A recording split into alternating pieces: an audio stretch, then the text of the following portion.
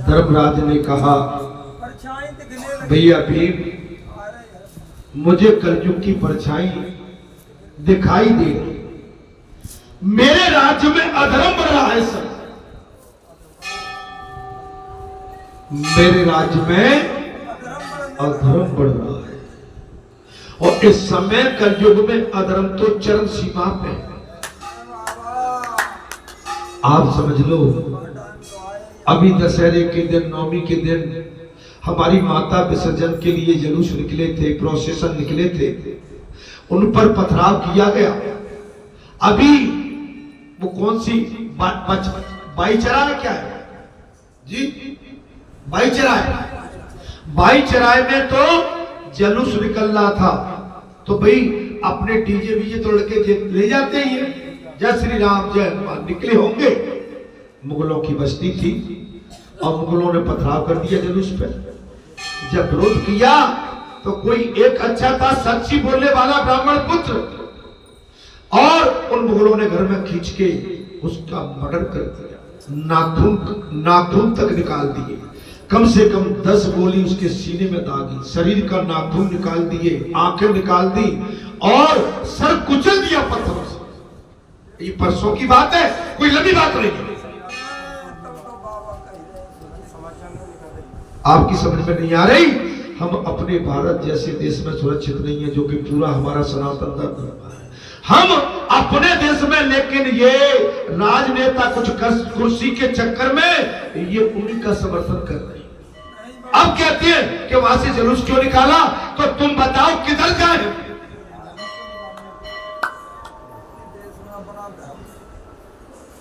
और बांग्लादेश में तो आप देख रहे हैं कि जितने मंदिर हैं सबकी लूटपाट हो रही है, आग लगा रहे हैं। ये तुम्हें रहने नहीं दे रहे।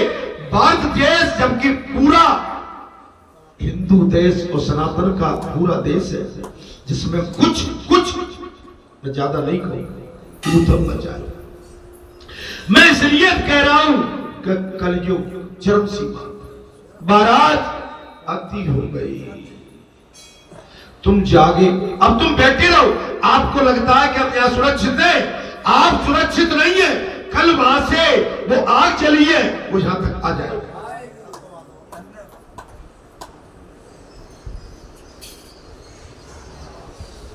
ये राजनीति का इतना घिनौना इस समय चक्र चल रहा है।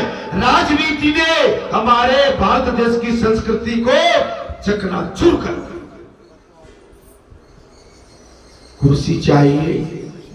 अखिलेश, अखिलेश यूपी का पूर्व मुख्यमंत्री, उन्हीं के गुण गा रहा है कि भाई वहां से क्यों निकाला था, ऐसा क्यों कर दिया था।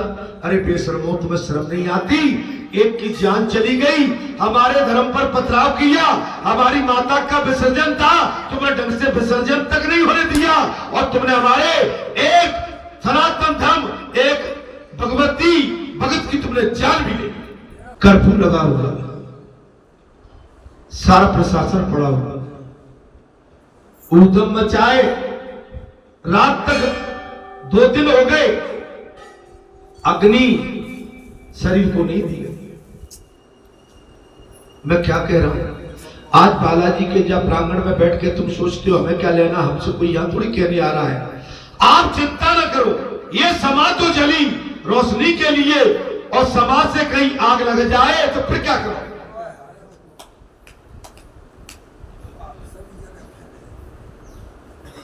आप सतर्क रहिए, सावधान। आप पर ताकत है, अगर आप चाहें तो आप पे ताकत है। आप पे जिस दिन इनका टाइम आता है, आपके हाथ में ताकत है। इनको बता दो, तुम जितना भी हमारे सनातन को दबाओगे, हमारे राज्य को दबाने की कोशिश करोगे, हमारे महापुरुषों पर प्रहार, हमारे सनातन धर्मियों पर आप अत्याचार करोगे, एक दिन का टाइम आएगा, उस दिन हम तुम्हें बता देंगे, तुम्हें मिट्टी चढ़ा देंगे। लेकिन हम मार खा के भी भूल जाते हैं। पुजारी, मार खा के मुझे बहुत दुख है। और एक जगह नहीं, हमारी माताओं के, चाहे गणेश जी का, चाहे राम रथ यात्रा, हनुमान जी की यात्रा सब पर पथराव होता। हमारे देश में हमारे ही देवालय, हमारे ही धर्म पर पथराव क्यों?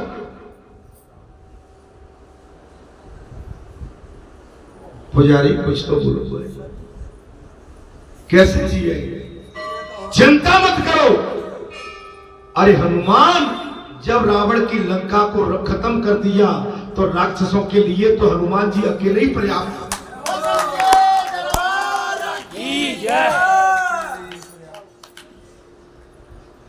आप अपने धर्म के लिए अगर जागृत नहीं हुए तो हमारा जन्म लेना धिक्कार है। आप अपने धर्म की रक्षा के लिए अगर खड़े नहीं हुए वो मुगल सब एक राय हो जाते।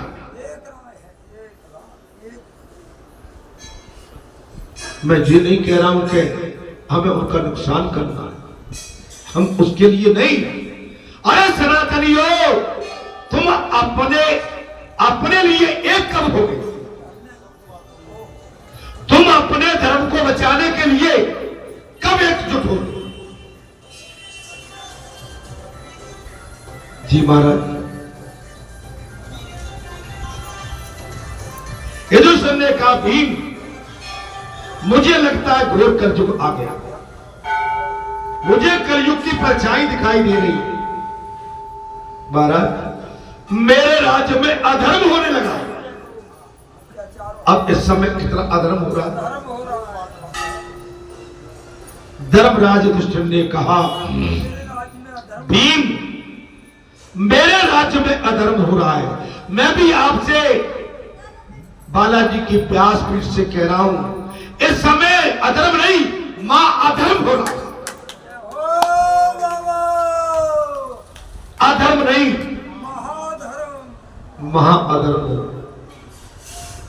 अधर्म तो फिर भी ठीक है, बचा जाएंगे, लेकिन मां अधर्म को कैसे समा पाए? हमें क्या लेना देना? अरे पड़ोसी के घर की आग आपके घर में भी आ जाए, आप हम बच नहीं सकते। मैं कुछ गलत बोल रहा हूं तो मेरी बात को लौटा सकते हैं, लेकिन मैं वही कहूंगा जो धर्म कहता है। अगर हमने अपने धर्म की रक्षा नहीं की तो हम नपुंसक माने जाएंगे। नपुंसक, हमारा मनुष्य जन्म लेना दिखा। तुम्हारे पास शक्ति है, ताकत है, ये राजनेताओं को बता दो, टाइम आने पर हमारे राज्य का जो हित करेगा, हमारे सनातन का जो रक्षा करेगा और सनातन हित में और शास्त्र पर बात करेगा, हम उसके साथ खड़े हैं।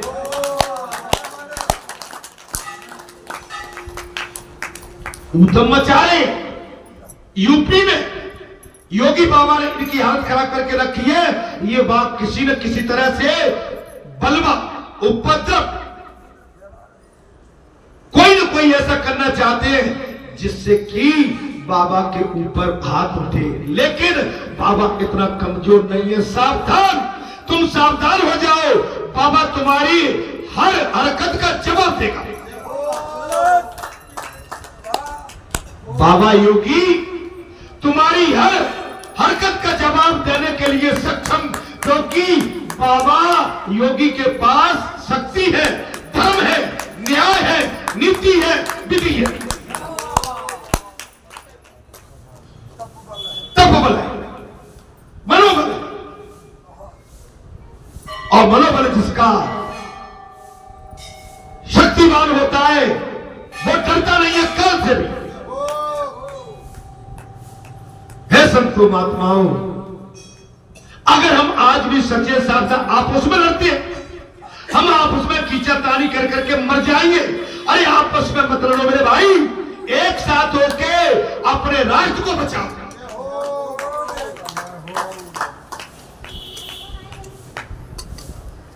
अपने भारत देश को बचाने की कोशिश करो। कुछ अधर्मी, कुछ कुकर्मी हमारे देश को केवल गद्दी के चक्कर में छोटा करने के लिए डिवाइड, बांटना चाहते हैं जाति भेद में। आप उस चक्कर में बिल्कुल मत लो। हम सभी सनातनी हैं, हम सभी भाई भाई हैं। हमारे भारत जैसे देश में सारे धर्म है, हम सबका सम्मान करते हैं, माननीय। लेकिन कोई हमारे धर्म पर उंगली उठाएगा, आंख दिखाएगा तो उसकी उंगली भी तोड़ दी जाएगी और उसकी आंख भी फोड़ दी जाएगी।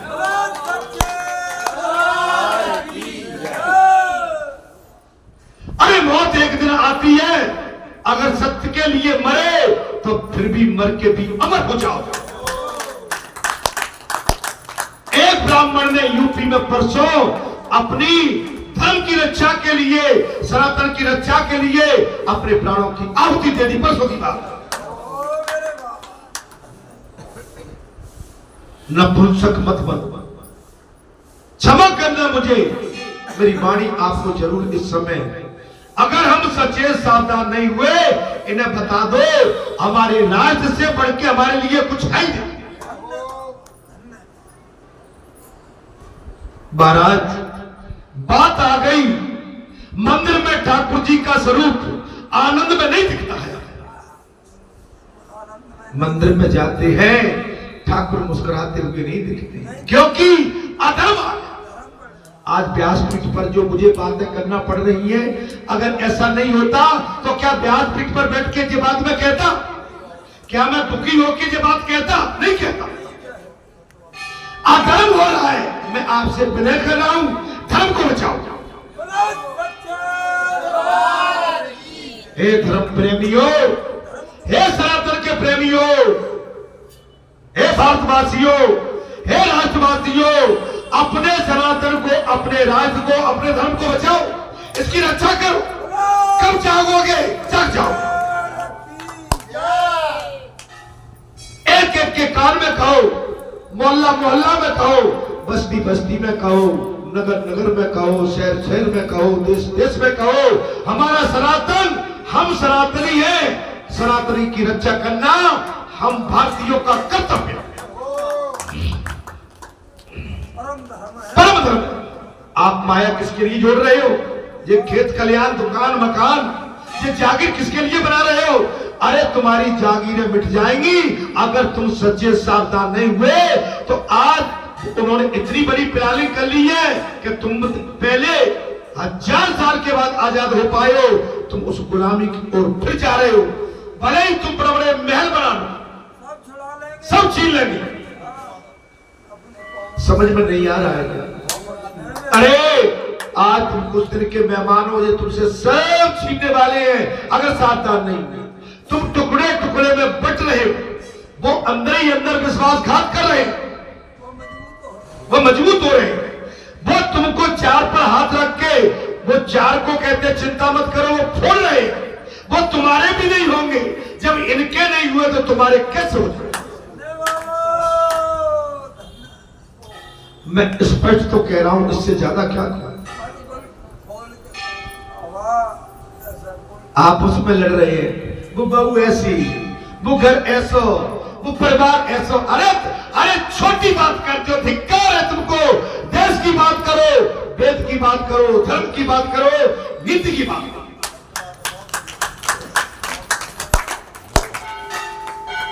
अरे बालाजी ने तो तुम्हारी जय जयकार करा दी, अब इससे बड़ा तुम्हें क्या मिलेगा? तुम भले ही बालाजी के लिए कुछ भी सोचो, धिक्कार है, तुम छोटे हो, खोटे हो।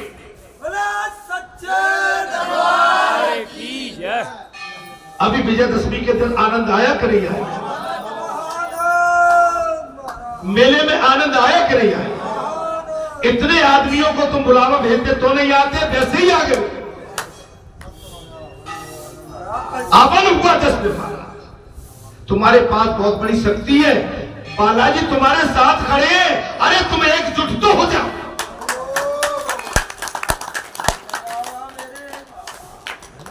अरे बटो मत, बटोगे तो बिखर जाओगे, न घर के रहोगे न बाहर के रहोगे।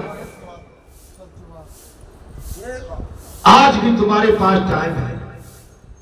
क्या कोई भंडारा हो रहा है आज? अच्छा, वो हमेशा आता। अच्छा अच्छा अच्छा, पुजारी खुश। अरे पुजारी जी ने कल हमसे हम बात कर रहे थे, कल सुबह उठाए थे, दादी मैं 2 दिन आराम किया, मैं थका हुआ था, एकदम आराम करता रहा तो ठीक बोल पा रहा हूं, आ गया चल के। मैं कल नहीं आया, इनने कल सुबह उठाए होंगे, पूछ रहे थे पुजारी, बोले हमारी बात करा दो, जैसे कोई माँ कहती है ना ला हमारी बात तो करा दो। पुजारी अरे आपने बात करी लेकिन बात कह नहीं पाए, बस महाराज जी कह के रह गए, क्या चक्कर था? नहीं तो और क्या कहना चाहते मुझको? मैंने कहा भी मैं आ जाऊं क्या? इसका जवाब नहीं दिया। मैंने कहा मैं आ जाऊं क्या? थोड़े मैं लगातार थका हुआ था और मुझे 1.5 महीना हो गया। माने मैं 2 दिन रुकने के बाद 1.5 महीने में मैं लगातार 2 दिन रहा था। और ऐसा नहीं आप सब पर भी, लेकिन मैंने रेस्ट किया, मैंने बाबा क्षमा करना यार, बहुत हो गया, अब मुझे 2 दिन तो शरीर को थोड़ा सा ढीला देना।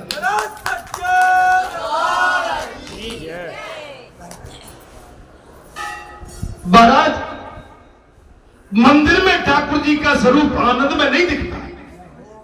मंदिर में आप आओगे तो भगवान सोचते हैं कि अधर्म हो रहा है, गली गली में अधर्म हो रहा है, पल पल में क्षण क्षण में अधर्म हो रहा है। आप देखो तो अधर्म की सीमा इतनी बढ़ गई है कि भगवान भी रो रहा है इस समय मंदिरों में बैठे। आज मैं ये बात क्यों कह रहा हूं व्यासपीठ से कि हमारे सनातन को सताया जा रहा है, सनातन पर प्रहार किया जा रहा है। माता का जुलूस लेके नहीं चल सकते, गणेश जी का जुलूस लेके नहीं चल सकते, हनुमान जी का जुलूस, राम जुलूस लेके नहीं चलते, और चलते हैं तो कुछ उग्रवादी, कुछ अधर्मी ऐसे बैठे हैं हमारे जुलूस पर पथराव कर देते हैं, और जब रोकने की कोशिश करते हैं तो हमारे सनातनियों का पद तक कर देते हैं। इससे भगवान रो रहे हैं। मेरी बात तुम्हें समझ में आ रही है?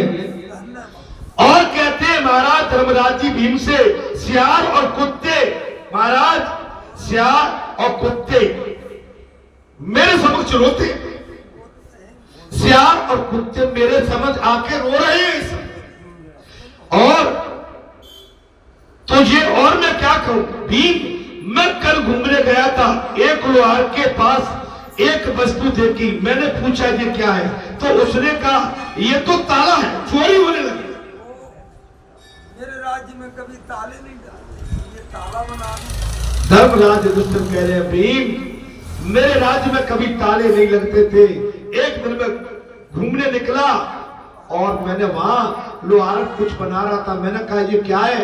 लोहार ने कहा ये ताला है। लोगों के घरों से चोरी होने लगी, अधर्म बढ़ गया, लोगों के घर ये हो रहा है, चोरी होने लगी है, सो ताले लगाने पड़ रहे हैं, और ताले भी तोड़े जा रहे हैं। ताले से भी आप सुरक्षित नहीं है।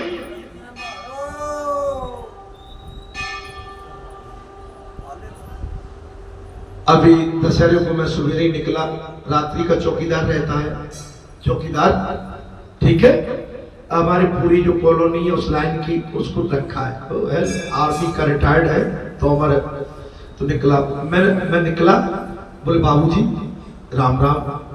मैंने कहा भैया बमरा जी क्या बात? बोले बाबूजी एक बात बताऊं। मैंने बता भैया। बोले आज रात मुझे जो कमरे की लाइट नहीं जल रही थी, 2-2:30 बजे का टाइम था।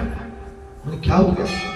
कि 2-2:30 बजे एक गाड़ी आई, वो नल्ला है ना, वहां अंधेरा था, वो गाड़ी खड़ी रही बड़ी देर खड़ी रही, और उसमें एक आदमी बैठा मोबाइल चलाता रहा बड़ी देर तक।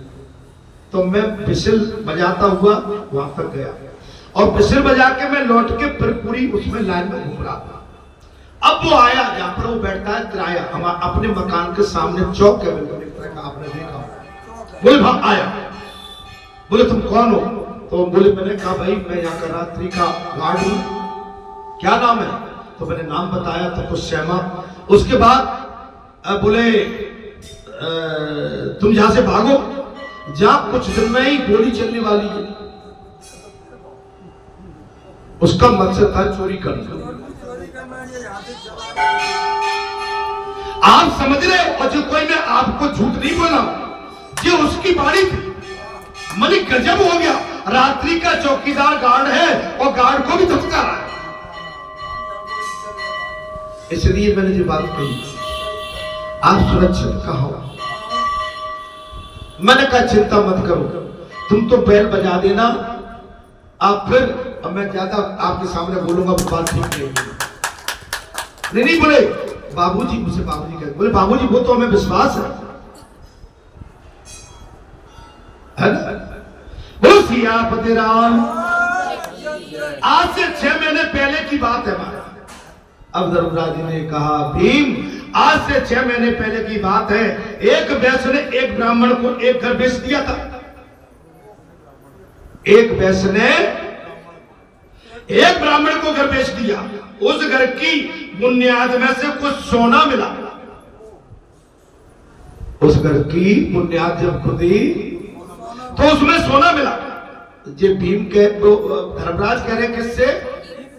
अपने छोटे भाई भीमसेन से।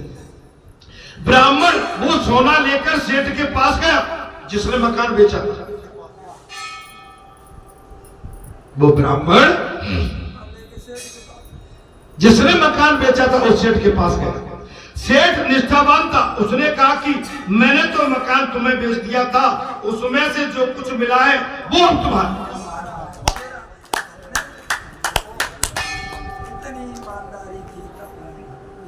मैंने तुम्हें बेच दिया, अब जिसमें जो मिला है वो अब तुम्हारा है। ब्राह्मण ने कहा उस संपत्ति पर उसका कोई अधिकार नहीं है। ब्राह्मण बोला कि इस संपत्ति पर मेरा कोई अधिकार नहीं। धर्मराज ने कहा भीम, मेरे राज्य की जनता कितनी धर्मनिष्ठ थी उस समय। मेरे समय में मेरे राज्य की जनता प्रजा कितनी ईमानदार थी। उस समय मैंने कहा था कि 6 महीने में ही इन दोनों का मन महाराज कल सिद्ध हो जाएगा। और मैंने उस समय कहा था कि 6 महीने बाद इनका ईमान बदल जाएगा। और वैसा ही कल वे दोनों मेरे पास आए थे और धन पर अपना अपना अधिकार जताया।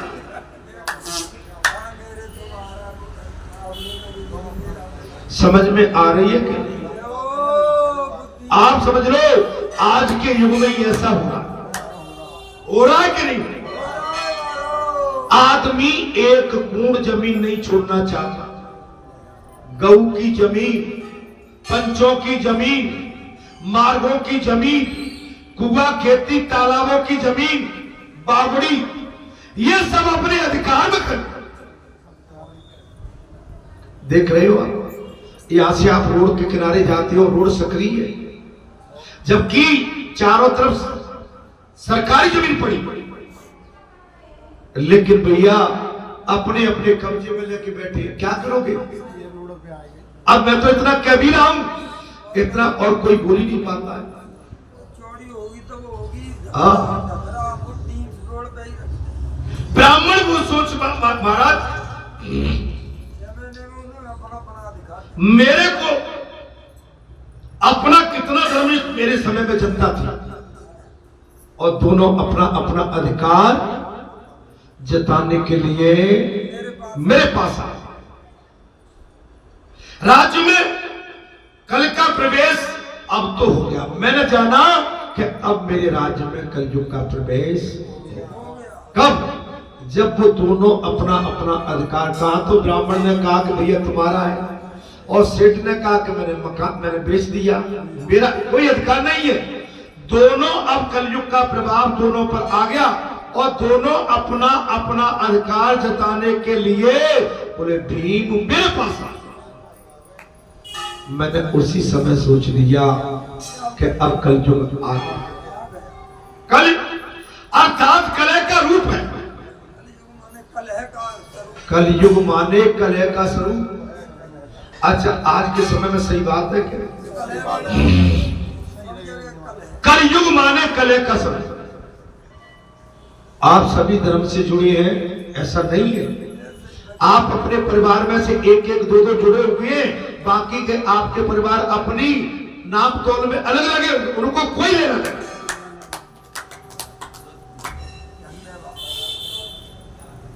लेकिन आप जुड़े, यही तो कलयुग का यही कलयुग का प्रभाव है। प्रभाव। जिस घर में कृष्ण कीर्तन कृष्ण की कथा होती है वहां कलयुग जा ही नहीं सकता। जिस घर में कृष्ण कीर्तन और कथा कृष्ण कथा होती है आज भी उस घर में कलयुग नहीं जा सकता है। ये भी सोच लो, आप सोच लो। आप जितने भी कथा प्रेमी बैठे अपने अंदर आप अनुमान लगा लो, आप ज्यादा परेशानी में नहीं होगे।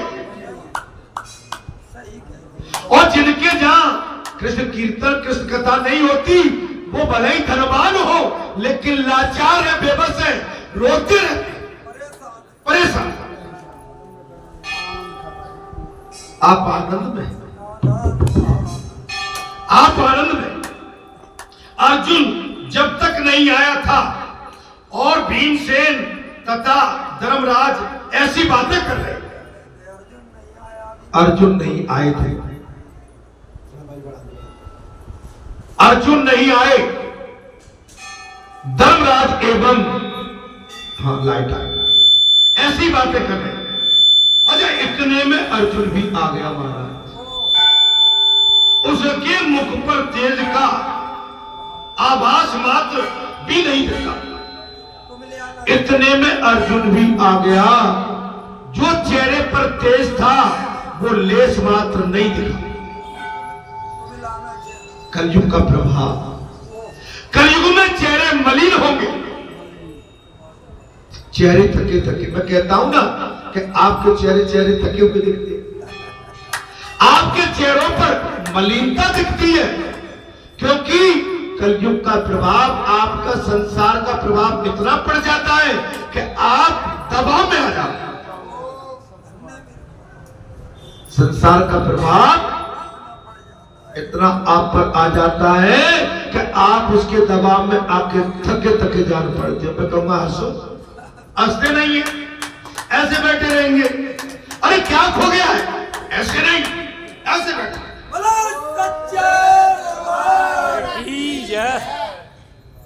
जकड़े जकड़े से, ठिठुले ठुठले से, थके थके से। अरे थके भी हो तो लंबी लंबी तक चलता।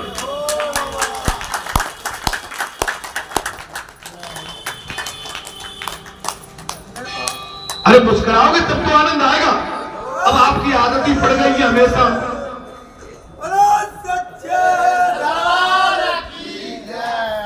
अरे खिलखिलाते रहो ना भाई। चेहरे पर आपके पे तेज रहेगा कब? जब आप प्रसन्न रहोगे तब। आपके चेहरे पर थकान सिमटन कभी आ ही नहीं सकती।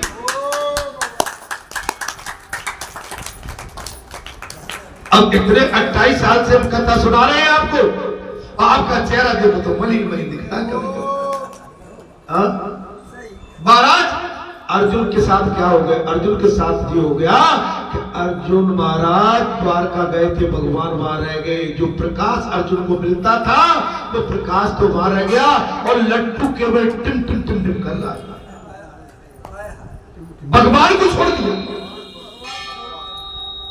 अर्जुन की ये स्थिति क्यों हुई? अर्जुन ने भगवान को छोड़ दिया। जो भगवान को छोड़ देते हैं उनका चेहरा कुमला जाता है। वो कितनी भी बाल काले करके आए, रंग के आए, कितने भी पाउडर क्रीम, कितने भी श्रृंगार करके आए, लेकिन चेहरा तो ठठुरा ठुठुरा सा लगता है।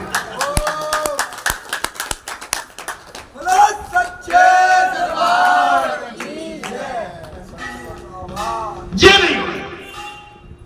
अरे भाई आपके अच्छे लगाने से कोई बात थोड़ी बन जाएगी। अरे भूरे बाल हो, अगर चेहरे पर दमक चमक हो तो आपके भूरे बाल आपका कुछ भी बिगाड़ सकते। मैंने क्या कह दिया इसे? और ऐन भैया भूरे न रंग लोगे और चेहरा कहीं।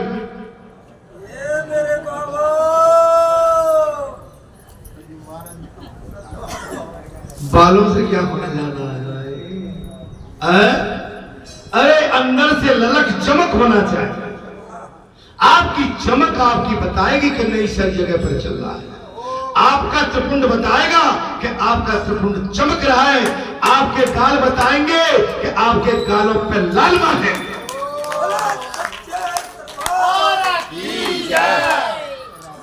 ये जो सुनने मैंने इसलिए कही है कि अर्जुन द्वारका में भगवान को छोड़ दिया और भगवान को याद तक नहीं किया, और जब भगवान को याद नहीं किया भगवान ने अपना प्रकाश अपनी शक्ति अर्जुन की तरफ से खींच ली। वीर लूटी गोपिका गई अर्जुन को अभिमान हो गया मार्ग में कि मैंने महाभारत जीत लिया, और भगवान तो सबके भीतर की जानते। अर्जुन जे महाराज गोपिकाओं को छोड़ लीला करती भगवान अभिमान को कतई नहीं बचाते हैं। अभिमानी और अभिमान का विनाश करते हैं। अभिमान किसी भी चीज का होता है वो आदमी की पराजय की जड़ लग जाती है, वही तो पराजय चलता है। युधिष्ठिर ने उससे पूछा कि तेज का तो देखो भैया मैं पूछता हूं, अब तो तुम्हें बुरा नहीं लग रहा। अर्जुन ने कहा तेरा तेज का, अर्जुन ने कहा धर्मराज ने कहा अर्जुन बोले तेरा तेज कहां गया? तो भैया मैं पूछता हूं तो कोई गुनाह करता हूं? तुम्हारा तेज कहां है? सचेत भगवान को याद करते हो, और एक पल नहीं हर पल याद, और पल पल में याद भगवान को बताओ।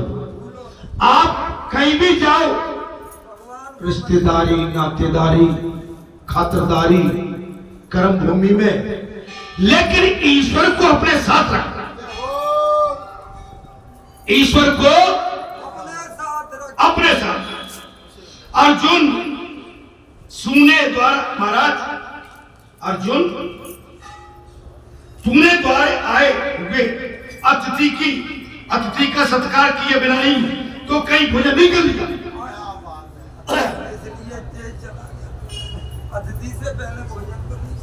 अर्जुन तूने घर में आए हुए अतिथि के सत्कार के बगैर कहीं भोजन तो नहीं कर लिया। साफ कह दिया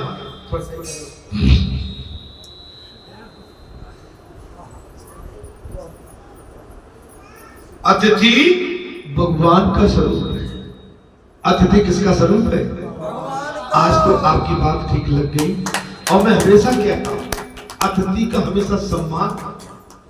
आपके घर में आपके नगर में आपके द्वारे अगर कोई अतिथि आता है उसका सम्मान करो, उसको बिठा लो, उसको जलपान करो, उसका सम्मान करिए।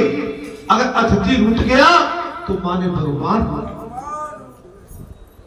द्वार पर आए हुए अतिथि भूखे रहे तो यजमान के पुण्य का विनाश क्षय होता। अगर आपके द्वार पर आए हुए अतिथि भूखे लौट जाएं तो आपके किए हुए पुण्य क्षय हो जाए, माने नष्ट हो जाए। इसलिए दरवाजे पर आए हुए अतिथि को अगर वो कुछ भोजन पानी और याचना आपसे करता है तो उसका सम्मान से उसे जो दे सकते हो उसे उसको करो। तिरस्कार, उसका तिरस्कार मत करो। अर्थात नचिकेता यमराज के घर 3 दिन तक भूखा प्यासा बैठा रहा। नचिकेता यमराज के घर 3 दिन तक भूखा प्यासा बैठा रहा। जो धर्मराज कह रहे अर्जुन और भीम मेरी बात सुनो। यमराज ने आकर पूछा तुमने क्या खाया इन 3 दिनों में? तो उसने कहा आपका पुण्य खाया। अब समझ में आ रही? कुछ नहीं मिला मेरे। नचकेता यमराज के पास 3 दिन तक भूखा बैठा रहा। यमराज ने आकर कहा, भाई तुमने 3 दिन में क्या खाया? बोले मैंने आपका पुण्य खाया। ये मेरी आपके घर में ऐसे कोई भिखारी याचक अतिथि कुछ लेके आशा, मुझे पानी मिलेगा, मुझे चाय मिलेगी, मुझे स्वल्पाहार मिलेगा, भोजन का टाइम है, भोजन में भोजन मिलेगा। कहीं आपने नजरअंदाज करके उसका निरादर कर दिया तो आपका पुण्य क्षय हो जाएगा। मनुष्य शरीर की अपेक्षा आंख और मन से अधिक पाप करता है।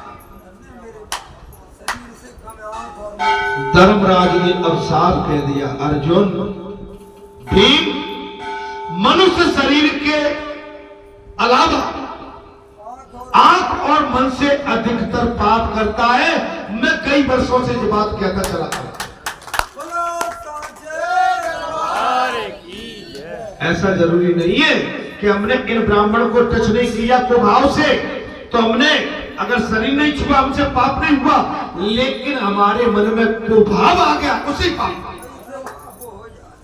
आंख से दृष्टि से देख। आपको हमने देख लिया, ये बेटी है, अगर हमारी नीयत गंदी हो गई, आंख के माध्यम से, मन के माध्यम से हमसे पाप, बोलो सत्य। आप बच नहीं सकते हो। आपका खाता, आपका पल्स, आपका थर्मामीटर, एक मृत्यलोक किसे और ऊपर यमलोक में वो थर्मामीटर और वो चित्रगुप्त बैठा है कि सारी शूटिंग चल रही है।